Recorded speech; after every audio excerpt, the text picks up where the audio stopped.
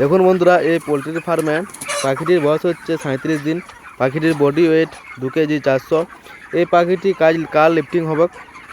তো আপনারাও এরকম বডি ওয়েট আনার জন্য তুষটাকে প্রতিদিন একবার করে রেকিং করবেন।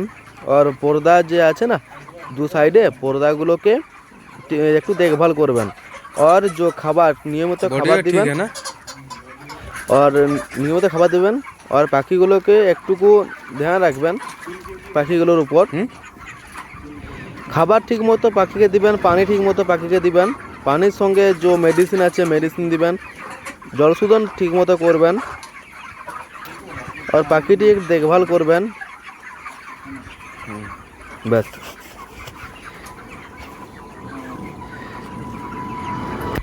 আপনার কাছে যে টনিক থাকবে, বা যদি আপনার কাছে টনিক না থাকে তো সুপারভাইজারকে বলবেন 30 দিন পর টনিকটা দেওয়ার জন্য।